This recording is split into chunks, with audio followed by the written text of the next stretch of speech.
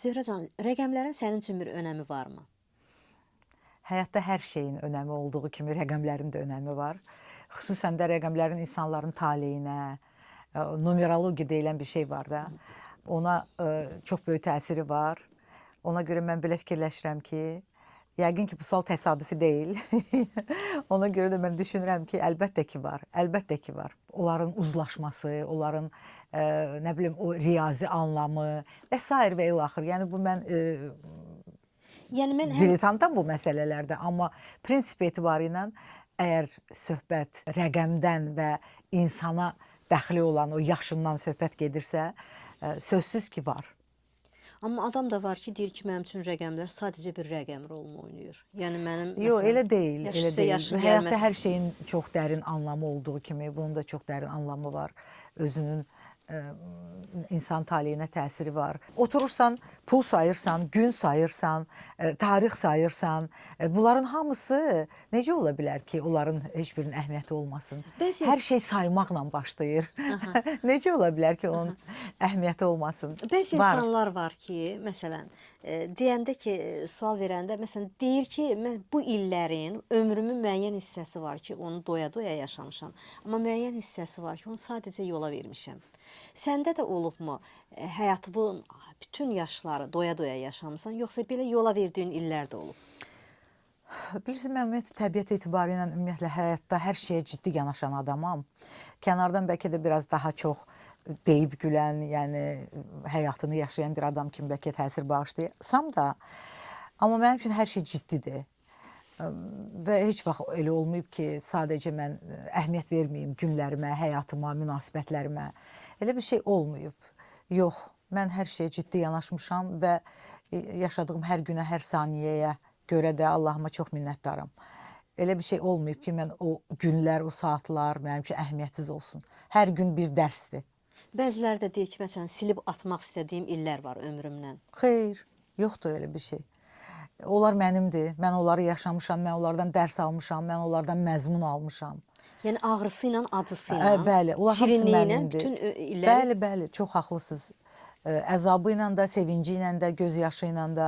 Onlar hamısı mənim illərimdir. Mən onları həyatımdan istəsəm də çıxarda bilmərəm. İstəsəm də onları silə bilmərəm. Bəli, bəzən insanın unutmaq istədiyi məqamlar olur. İnsan deyir ki, kaş olmayaydı filan. Amma mən asi olmadım da heç vaxt. Mən həmişə hər şeyi qəbul elədim. İçimdə qəbul elədim. Düzdür, mən təbiət etibarı ilə bir balaca üsyankar ola bilər adam olmuşam. Hər şeyi mübarizə aparmaq, mücadilə etmək kimi nə taley mənə düşüb də boynuma, çiyinlərimə elə taley düşüb. Həmişə mənə deyirlər ki, sən mübarizsən.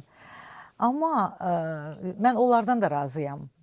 Həyatımda olan həm pis, həm yaxşı şeylərdən. Çünki dərs almışam da, öyrənmişəm, məzmun almışam. Amma rənglərə bölsək ömrünüzdə daha çox əlvan rənglər üstünlüyü təşkil edib, yoxsa boz, qara? Nə bilim, vallahi hamısı mənim həyatımdır və mən onların bütün rəngləri sevdiyim kimi həyatıma o rəng qatan və qatmayan məqamları da sevmişəm. O rənglərin hamısını sevirəm. Kaş ki dediyi məqamlar çox olub. Əlbəttə, kimin həyatında olmayıb ki? Hər kəsin həyatında elə bir şey olub, kaş ki dediyim məqamlar olub. Amma doğrudan belə xüsusi bir peşmançılıq çəkdiyim məqamlar da olmayıb. Həyatımda bir dəfə, yalnız bircə dəfə bir həddən artıq çəkdiyim peşmançılıq var ki, əlbəttə ki, mən indi də onun etkisini hiss eləyirəm özümdə, həyatımda, taleyimdə. Amma həyat davam eləyir də, neynəmək olar ki? Özünü danlamağı sevirsən? Özümü danlamağı deyil, özümlə məsləhətləşməyi, içimdə söhbət eləməyi. Mən əslində cəmiyyətdə olmadığım zamanlar tək qalıram da, yəni özümlə tək qalıram. O yüzden istər-istəməz ikinci məninlə söhbət eləyirsən, özünə məsləhət verirsən və yaxud özünü bəzən danlayırsan, bəli, bəzən fikirləşirsən ki, hesablayırsan, götür-qoy eləyirsən. Yəni, əlbəttə ki. O içindəki mənlə arada dalaşmaq, sözləşmək, sözünə baxmamaq. Olur. Olur. Çox olur əslində. Amma mən ümumiyyətlə içimdə özümlə sülhdə yaşayan bir adamam. Çünki mən fikirləşirəm ki, özü ilə sülhdə olmayan insanlar o vicdansız adamlardır. Düzgün eləməyən, ədalətsiz adamlardır. Mən çalışmışam, mən ki tərəziyəm. Mən çalışmışam ki, insanlara obyektiv olum. Çalışmışam ki, məsələlərə ədalətli yanaşım, yaxşı pisi ilə. Yəni mən çalışmışam da, amma bu o demək deyil ki, mən eləyəm. Çünki bütün insanlar özünə belə baxırlar ki, onlar çox yaxşıdırlar, onlar çox ədalətlidirlər, onlar çox vicdanlıdırlar. Mən elə olmaq istəyirəm, mən olmaq istəyirəm. Mən istəyərəm ki, ədalətli olum, istəyərəm ki, vicdanlı olum, istəyərəm ki, bu gözəl əxlaq ünsürləri ki var, onları mən özümdə daşıyım. Mən bunu çox istəyirəm. Qarşı tərəfdə eyni dərəcədə sənə qarşı hər zaman vicdanlı, ədalətli olubmu? Hə, bu çox ağır sualdır. Əgər mən bu suala cavab vermiş olsam, gərək bütün həyatımı sizə danışam. Yaxşı, onda belə deyək. O yüzden də mən demək istəyirəm ki, əlbəttə yaxşı məqamlarda olub, ədalətsiz məqamlarda çox olub. Amma mən kiməm ki? Ədalət böyük Allahın ədalətidir. O özü hər şeyi yerinə qoyur. Bəs mübarizə aparmağı necə sevirsənmi? Əslində mən mübarizə aparmıram. Sadəcə olduğum kimiyəm, necəyəm. Yəni çalışıram həqiqəti deyim, çalışıram ki, öz mövqeyim uğrunda onu tez əldən verməyim. Çalışıram ki, yəni gördüyüm işin arxasında durum, dediyim sözün arxasında durum. Yəni bilmirəm, buna mübarizə aparmaq, mücadilə etmək deyilirsə, yəni mən beləyəm. Amma sadəcə olaraq sözümün ağası olmaq istəmişəm həmişə. Kimli qadın demək olar sənə? Yox, düşünmürəm ki, onu ətraf deyər, mən necə deyə bilərəm. Ancaq mən yaxşılığı unutmadığım kimi pisliyi də unutmuram. Bağışlaya bilərəm, amma burada elə bir şey var ki, bağışlamaq da mənim işim deyil, o Allahın işidir. Mən sadəcə olaraq mənə qarşı ədalətsiz olan adamları və yaxud da mənə dəyər verməyən adamları çalışıram həyatımdan çıxarım. Çox gec də olsa o baş verir də. Çox gec də olsa o baş verir. Mən onu həyatımdan uzaqlaşıram da elə adamlardan. Yəni nöqtə qoymağı bacarırsan? Əlbəttə, əlbəttə. Həyat öyrədir. Nöqtə qoymağı da öyrənirsən, münasibətləri kəsə də bilirsən və yaxud ümumiyyətlə hansısa prosesə, təkcə münasibətlərdən söhbət getmir ki, hansısa prosesə çəkilmək lazımdır oradan və yaxud nəsə eləmək lazımdır. Güman edirəm ki, bacarıram. Amma bəzən intiqam hissi üçün deyil, sadəcə olaraq özünü sübut eləmək üçün, özünə həm də nəsə sübut eləmək üçün, yaşamağı davam etdirmək üçün bəzən addımlayırsan da o yolu sona qədər. Çətin olur, amma ki, addımlayırsan da. Bu fikirlə razısanmı? Ən böyük qisas unutmaqdır. Əlbəttə, bunu hələ biz deməmişik ki, bunu hələ müdriklər deyiblər. Herostratı unudun məsələsi var, bilirsiniz də ki, o Afina məbədini yandıran Herostratı ölkənin rəhbəri deyir ki, ona bir cəza vermək lazımdır, bilirsiniz də. Ona bir cəza vermək lazımdır. Nə fikirləşirlər ki, nə cəza vermək lazımdır? Deyirlər ki, heç kəs onu görməsin, heç kəs ona salam verməsin, heç kəs ona danışmasın. Və nəhayətdə Herostrat özünü öldürür də, bilirsiniz. Və bəli, bu belədir. Unudulmaq çox bir şeydir. Ən böyük cəzadır. O cəzaya məruz qoyduğun insanlar çox olub? Yoxdur deyə bilmərəm. Vardır, əlbəttə. Çox deyil. Şükür Allaha ki, Allah mənə elə bir çevrə bəxş eləyib ki, elə dostlar bəxş eləyib ki, mən onlardan çox razıyam. Amma nöqtə qoyursan və sonradan yenidən münasibətə yenidən başlamağı bacarırsan, məsələn, bağışlamaq və yenidən davam etmək. Yox, o mümkün deyil elə şeylər. İnsanlarla hansısa müəyyən ünsiyyətdə ola bilirsən, yəni bunu özünü düşmən kimi, düşmənçilik etmək kimi bir belə şeylərə lüzum yoxdur. Yaraşmaz yəni. Amma onlar artıq sənin üçün bir önəm kəsb eləmir. Bəs insanlara söhbət sadiq olmayan dostlardan gedir, sadiq olmayan insanlardan gedir və sənə qarşı haqsızlıq edən insanlardan gedir. Onlara qarşı sənin ən sərt reaksiyon nə olur? Elə bayaqdan biz ondan danışırıq da, unutmaq. Mən heç onlarla münasibət aydınlaşdırmaq da lazım bilmirəm. İnanırsınız, mən belə fikirləşirəm. Amma elə şeylər var ki, orada istər-istəməz gəlir iş elə yerə çatır ki, sən orada nəyisə deməlisən. Amma bu dostluq münasibətlərdən deyil, bu iş münasibətlərindədir, bu nəsə vacib həll olunan məsələlərdədir. Amma şəxsi münasibətlərdə əsla heç münasibət aydınlaşdırmağa da dəyməz hətta, mən belə düşünürəm. Yəni bu ümumiyyətlə həyatdır. Bu elə bir prosesdir ki, bu istər-istəməz sən bunun içindəsən və sən bunun içindən keçə-keçə özü-özünə yaranan məsələlərdir. Özü-özünə. Görməzdən gəldiyi məqamlar çox olub. Əlbəttə, o mümkün deyil axı sən onu hər şeyi üzə vurmaq, hər şeyi demək, hər şeyi aydınlaşdırmaq. O yenə də deyirəm, o yaraşmır adama. Zöhrə, bu gün səni ən çox nə qıcıqlandırır cəmiyyətdə? Məsələn, insanların həddən artıq aqressivliyi var. Sosial şəbəkələrə baxırsan, hamı negativ demək olar ki, püskürür. Yəni bax, səni bax bir xanım olaraq nə daha çox qıcıqlandırır ki və təəssüf eləyirsən ki, əvvəl belə deyildi. Bilirsiniz, əvvəl belə deyildi məqamı biraz Yəni mübahisəlidir. Aha. Əvvəl belə deyildi məsələsi biraz mübahisəlidir. Çünki insanların içində hər zaman aqressiya da olub, məhəbbət də olub, sevgi də olub. Biz də onların içində. Amma indi sosial şəbəkələr insanların müxtəlif xüsusiyyətlərini hər kəsə göstərir. Necə ki, insan bəzən balaca kiçik çevrələrdə yaşayır, o çevrələr ancaq onu tanıyır. Amma indi insan özünün münasibətini, bəzən insan o sosial ünvanın arxasında dayanır və düşünür ki, heç kəs bilmir ki, bunu mən yazmışam. Məsələ.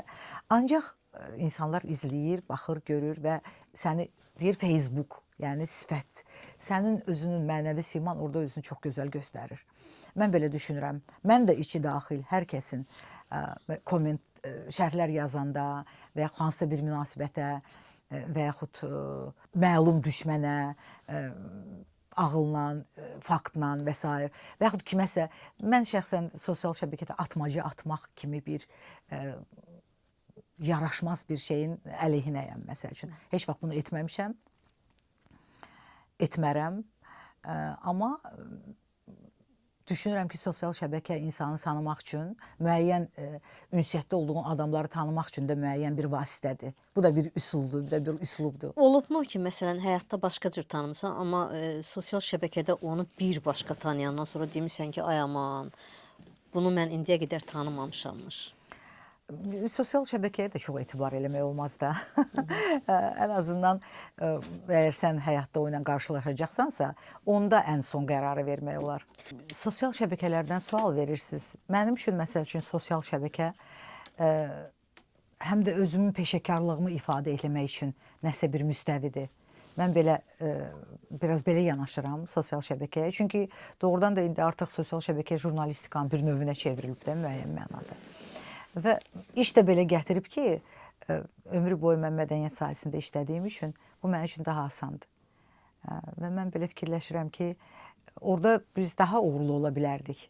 Sadəcə olaraq zaman yoxdur, iş var, başqa dərs var və s. və axır. Amma hər halda düşünürəm ki, bundan daha peşəkar istifadə eləmək olar. Sinənizdəki o xara bülbül medalyonun diqqətimi çəkir, bayaqdan baxıram. Həmişə üstündə görürəm sənin. Bəlkə də Azərbaycanlılar üçün bu təəccüblü deyil. Çünki biz bilirik ki, bu xara bülbül nəyin işarətidir? Bizim zəfərimizin, bizim qələbəmizin, bizim əqidəmizin, bütün dünyaya səs saldığımız bir zəfərin ifadəsidir. Və mən özümə söz vermişəm ki, həmişə onu özümdə daşıyacağam. Çox böyük filosoflar deyiblər ki, vətənpərvərlik, yalnız vətənpərvərlik olan yerdə pafos və patetikanın yeri var. Başqa yerlərdə pafos biraz həddən artıq belə patetik danışmaq adama bir qəribə gəlir. Amma vətən mövzusu olanda, vətənpərvərlik mövzusu olanda insan doğrudan da patetik danışmaq istəyir. Və mən həmişə özümə söz vermişəm ki, onu özümlə həmişə daşıyacağam. Bir də ki, yenə deyirəm, bizə qəribə gəlmir, amma məsəl üçün mənim xaricdən olan dostlarım var. Həmişə onlar gələndə mən onlara hədiyyə vermək istəyəndə mən mütləq onlara xara bülbül bağışlayıram. Çünki istər-istəməz bundan sonra gəlir o cümlələr, Azərbaycan haqqında danışmaq, onun qələbəsi haqqında danışmaq. Mən də bunu onlara danışmaq istəyirəm. Mən istəyirəm onlara danışım ki, biz bax buyuq, biz Azərbaycanlıyıq, bizim belə qələbəmiz var, biz nəhayət ki ona nail olduq. Biz doğrudan da bizim ölkə başçımızı bütün dünya tanıyır və onu təqdir edir. Bu mən xoşuma gəlir. Mənim xoşuma gəlir. Ona görə ki, Azərbaycanı sevmək, onu təbliğ etmək, ona bu cür yüksək hisslər bəsləmək, bu çox gözəl bir şeydir. Bu mənim içimdən gələn və mənə həmişə kövrəldən bir şeydir. Zəfər çalmış qalib ölkənin vətəndaşı olmaq həqiqətən də qürur vericidir. Doğrudan da elədir. Doğrudan da elədir. Bu inanılmaz bir hissdir və mən onu istər-istəməz həm jurnalist kimi, həm müəllim kimi, həm bir dost kimi, həm bir insan kimi, yəni hər zaman o hissi yaşayıram və onu təbliğ etmək istəyirəm. Məni bizim millətimizdən olmayan, məni tanımaq istəyən, mənim yanımda olan insanlara həmişə ötürmək istəyirəm o hissi. Ümumiyyətlə yoxlayıb etibar eləyənlərdənsən, yoxsa inanıb etibar eləyənlərdənsən? Bu da çox prosesual bir şeydir. Bu da çox prosesual bir şeydir. Onu sənə ürəyin deyəcək, onu sənə özünün dünya görüşün deyəcək. Ya sən birdən-birə ona inanırsan, olur elə ki, bəlkə də heç layiq deyil ona inanmağa, güvənməyə, etibar eləməyə. Amma prinsip etibarından o artıq səni müşayiət edir. Həyat səni müşayiət etdiyi kimi, əgər sənin həyatında davamlı kimsə varsa, deməli sən onu yavaş-yavaş tanımağa başlayırsan da, inanmağa başlayırsan. Əlbəttə ki, mən onun tərəfdarıyam ki, ümumiyyətlə insan bir balaca o güvən hissini qorumalıdır, çox yaxına buraxmamalıdır hər kəsi. Mənim təbiətimdə çox deyilənə görə çox istilik var deyə mən bəlkə də ona nail ola bilmirəm. Bilmirəm. Çox pozitivsən həm də. Yəni mənə maraqlıdır ki, Zöhrən sonuncu dəfə nə vaxt bir hönkürərək ağlayıb? Onu gəl qalsın da o mənim üçün. Çünki həmişə insan tək qalanda özü ilə müəyyən hisslər də olur da. Olur, o da olur, o da olur. Tək qalanda bəzən insan gülə də bilir. Bəzən insan öz dərdlərinə də gülə bilir, insan öz səhvlərinə də gülə bilir. Bu ən böyük məsələdir. İnsan özünə gülə bilirsə, o sarkazmla özünə yanaşa bilirsə, onda ona ağıllı adam demək olar. Mən belə başa düşürəm. Amma göz yaşlarını göstərməyi xoşlayırsan. Siz görmüsünüz? Mən görməmişəm, elə ona görə deyirəm. Güclü xanımsan. Demək ki, güclü xanımsan. Yox, kim xoşlayır ki? Niyə xoşlayanlar var, ağlayanlar var? Yox, əlbəttə. Tutaq ki, hamı ilə bir yerdə kinoteatrda bir filmə baxanda adamı ağlamaq tutur bəzən. Onu görənlər bəlkə olub. Bəlkə çox böyük, çox səmimi etiraflar eləyəndə insanı bəzən ağlamaq da tutur. O da olur. Bəlkə onu görənlər olub. Zərif xanım yoxsa güclü xanım? Amma zərif olmaq o demək deyil ki, sən gücsüzsən. Mən elə düşünürəm ki, zərif olmaq o demək deyil ki, sən gücsüzsən. Və güclü olmaq o demək deyil ki, sən zərif deyilsən. Nə bilim. Yəni bəzi xanımlar var ki, ona güclü xanım deyəndə xoşuna gəlmir. Güclü nə deməkdir? Güclü fiziki güc deyil ki bu. Güclü mənəvi cəhətdən güclüdür. Özünə bacarır, nəfsinə qalib gələ bilir, kiməsə yardım edə bilir və yaxud ki, nə bilim, hansısa bir maneəni aşa bilir, öyrənə bilir. Güclü bu deməkdir də. Həyatda müəyyən çətinliklərə qalib gələ bilir. Bu zərif insanlar da bunu eləyə bilirlər. Çox zərif, arıq, marıq, nə bilim. Siz məsəl üçün deyə bilərsiniz ki, Maya Plisetskaya zəif adam idi. Məsəl üçün. Və yaxud ki, bizim hansısa aktrisalarımız və yaxud aktyorlarımız, elm adamlarımız, onların hansı üçün xanımlardan söhbət gedir? Hansı üçün demək olar ki, onlar zəifdirlər? Yəni, onlar əslində güclüdürlər. Çünki onlar bacarırlar, onlar nəsə istehsal edirlər, nəsə yaradırlar, kreativdirlər. Güc nədir? Güc budur da. Mənə elə gəlir ki, ən böyük güc ağıldır və səbirdir.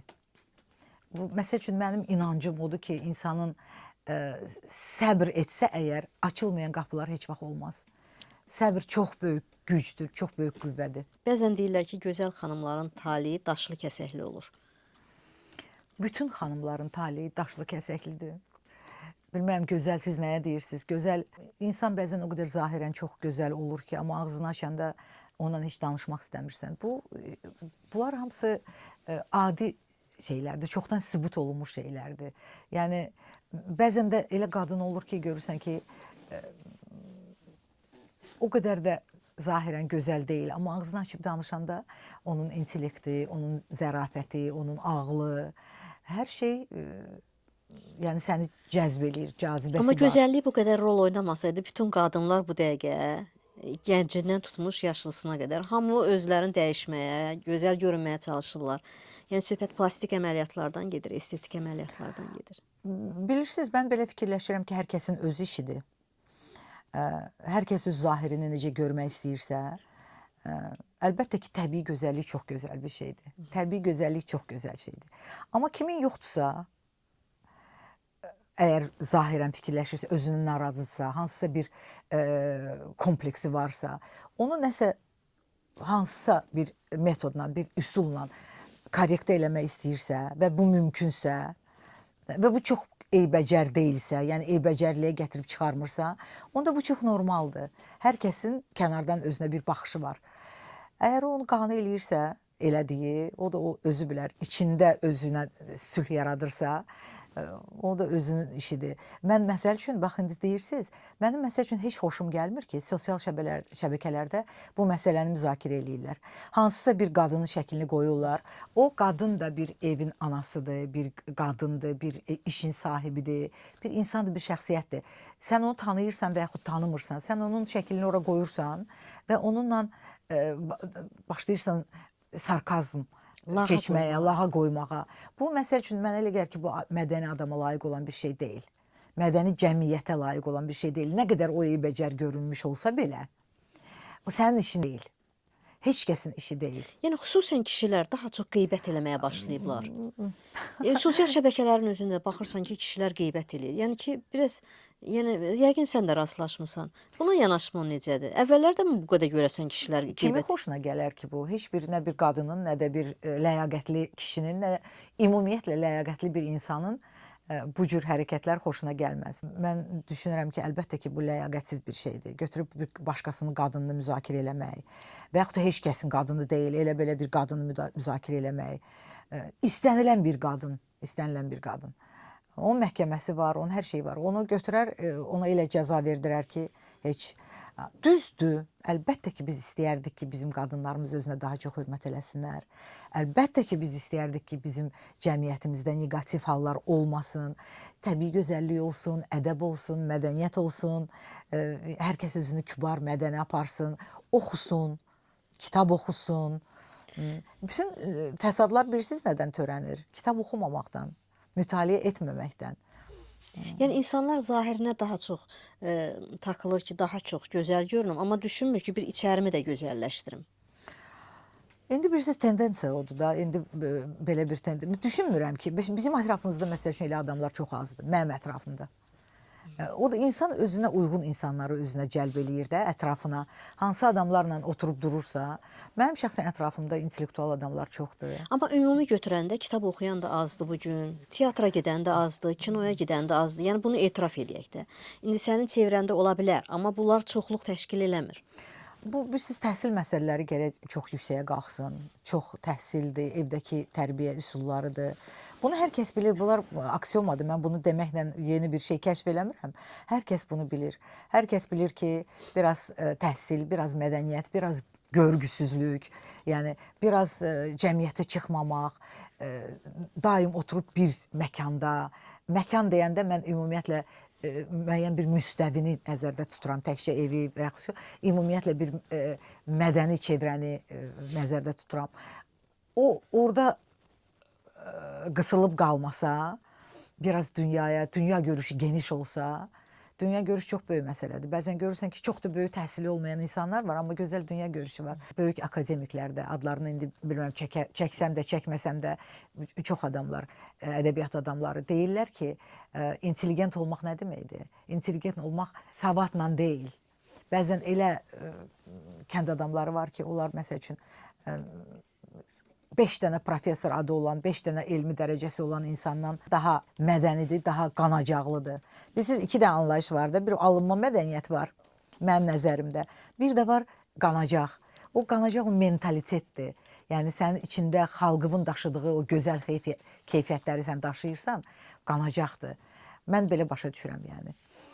O qanacaq olanda insanda abur, həya, əxlaq, əqidə olanda insan daha yaxşıdır da o. Bu yaxınlarda, lap bu yaxınlarda belə bir rilsə baxdım. Deyir ki, ey gözəl, ey insanlar, ey utanan insanlar, ey sözündən utanan insanlar, geyimindən utanan insanlar, yolda insanlara kobud davranmayan insanlar və sair və sair və sair. Yenilməyin. Bu dünyanın gələcəyi yaxşı olacaq. Belə bir buna bənzər bir reels idi. Mən buna baxdım və təbii ki, hamımız belə istəyirik də. Biz istəyirik ki, nə qədər ki ədəbli, mədəni, o xalqının yaxşı mental hisslərini öz içində daşıyan insanlar var. Gələcək də var da.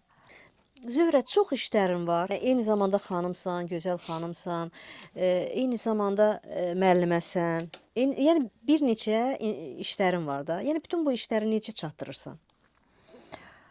İndi biraz daha sakitəm. Amma əvvəllər əlbəttə həmişə 3-4 yerdə işləmişəm. Çünki başlayan ildən elə mən Şamaxı rayonunda işləmişəm, qəzetdə. Qəzetdə 5-6 nəfərin işini görürdüm. Tərcüməçilik eləyirdim, müxbirlik eləyirdim və s. və ilaxır. Qaldı ki, qəzetdə buraxırdım, lap mətbəyə də gedirdim. Ondan sonra da elə oldu ki, televiziyada işləməyə başladım. Orada da bir redaksiyada yox, bir neçə redaksiyada çalışdım, radioda çalışdım, paralel olaraq televiziyada çalışdım. Sonra televiziyada paralel olaraq həm müəllif verilişləri elədim, həm səhər proqramında çalışdım. Siz bunları bilirsiniz. Sonra da paralel olaraq Xarici Dillər Universitetində dərs deyirdim, uzun illər, sonra turizm üstündə dərs dedim. Yəni, sonra Mədəniyyət Nazirliyində bilirsiniz, mətbuat katibi idim. Eyni zamanda paralel olaraq Lider televiziyasında da çalışırdım. Paralel olaraq dərs də deyirdim. Hər zaman belə olub, hər zaman belə olub. Geriyə baxmağa bəzən heç vaxt da olmur. Fikirləşirsən ki, sonra baxanda sən işlərdə fikirləşirsən ki, bunu sən eləmisən. Ancaq ki, belədir. Ancaq indi bir balaca sakitlikdir, amma yenə də yəqin ki, olacaq. İnsan, yəni çalışmağa öyrəşən insan nələrsə eləmək istəyir də yenə də. Harda özünü daha rahat hiss eləyirsən bu işlərin içərisində? Mən doğrusu hər yerdə.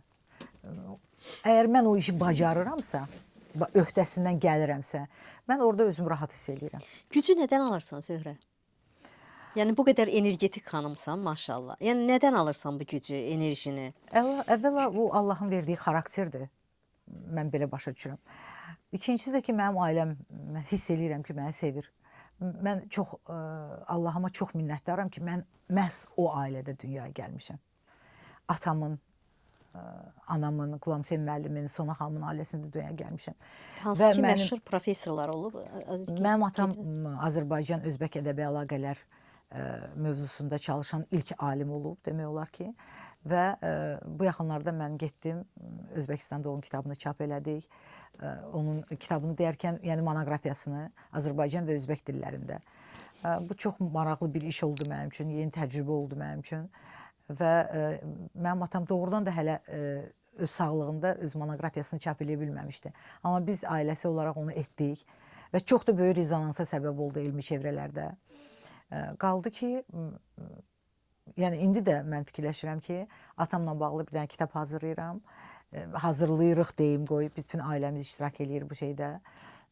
Jurnalist dostlarım da var, hansılar ki, müsahibələr alırlar onun dostlarından. Onlar dünyasını yavaş-yavaş dəyişən adamlardır, bilirsiniz, artıq qocalırlar. Amma yenə də indiyə qədər biz bu işi görmüşük. İnşallah ki, o kitabı da buraxacağıq. Yenə də Azərbaycan dilində atamın o işini yenidən Bakıda çap eləmək niyyətindəyəm. Zaman göstərər də. Zöhrəni 3 sözlə ifadə eləsək, necə ifadə edərdin? Dost, ailəsini sevən, doğulduğu ailəsini sevən və də peşəkar. Gözəl xanımı da biz əlavə eləyirik. Sevilən xanım. Elə düşünürsünüzsə çox təşəkkür eləyirəm. Bu çox gözəl hissdir. İnsanlar tərifi sevir. Düzdür, həddən artıq tərif insanı bəzən korlayır. Ancaq sən özün hiss eləyirsən ki, o tərif səmimidirmi? Və yaxud ki, sənin obrazına yaraşırmı o tərif? Əgər yaraşırsa sənin obrazına, sən onu özünə yaraşdıra bilirsənsə, sən çox minnətdarsan. Yaraşır və bu kompliment deyil. Çox xoş oldu Zöhrə. Sənə gələcək fəaliyyətində uğurlar arzuyuram. Hər zaman sağlam ol, belə gözəl ol, pozitiv ol və bizim dostumuz olaraq qal. Çox sağ ol əzizim, çox sağ ol. Mən çox sevinirəm ki, sizin işləriniz qaydasındadır. Sizə uğur arzu eləyirəm. Bütün dostlarımın işlərinin irəli getməsini arzu eləyirəm. Arzu eləyirəm ki, onlar neynim, necə eləyim deməsinlər. Bu çox gözəl bir şeydir. Bir də bir duam var həmişə ki, Allah hər insana özünün niyyətinə görə, ürəyinə görə versin. Bu çox gözəl bir şeydir. Çünki sən hər şeyi Allahın ümidinə buraxırsan, Allahın hesabına, Allahın necə deyim, həllinə buraxırsan da. Və bu dünyanın ən gözəl şeyidir. Allah hər kəsə ürəyinə görə versin. Amin. Təşəkkür edirəm. Mən də sizə təşəkkür edirəm.